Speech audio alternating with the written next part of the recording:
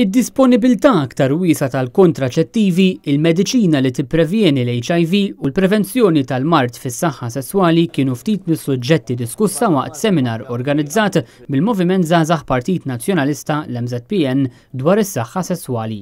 Id-diskussjoni tmexxiet mis-Segretarju Ġenerali tal-Mżpn Emma Portelli Bonnici li Manet News tkellmet dwar is-suġġetti varji li ġew diskussa. Today we're discussing contraception, we're discussing the different ways that young people can access contraception, where they can buy it, the taboos that involves, and things like that. We're discussing PrEP, particularly because we believe that it needs to become more mainstream for sure here.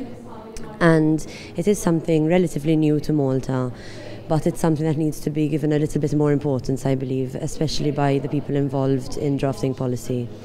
We're also discussing prevention.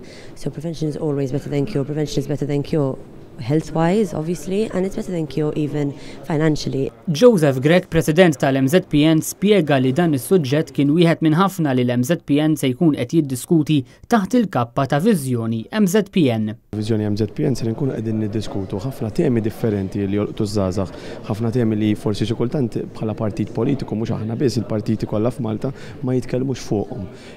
U naħseb li dak li qegħdin niddiskutu llum li huwa sexual health huwa waħed minn dawk is-suġġetti li forsi xi kultant nieħdu pass lura u ma nitkellmux fuqhom mill-ewwel meta fil-verità dan huwa suġġett li jolqot iż-żgħażagħ li żgħażagħ qegħdin jintaqgħu miegħu u rridu jew ma rridux is-soċjetà tal-lum iż-żgħażagħ qegħdin ikollhom relazzjonijiet sesswali u allura naħseb li huwa l-obbligu tagħna u għad-dmir tagħna bħala MZPN li niddiskutu dan is-suġġett. Is-seminar kien indirizzat minn numru ta' esperti fuq oqsma varji tas-saħħa sesswali, kien indirizzat ukoll mill-kelliem tal-Partit Nazzjonalista responsabbli miż-żgħażagħ Rajn Kallus. Jiena ġejt hawnhekk bħala politiku responsabbli miż-żgħażagħ biex nisma' dak dawn l-idejat li għandhom biex nwaslu dawn ukoll l-idejat fil-Parlament, però naturalment l-MZPN qed jieħu din l-inizjattiva biex jaġġorna l-politika tal-MZPN, però fl-istess ħin qed jagħmel hekk biex itejbu ukoll politika tal-partit fuq iż-żgħażagħ.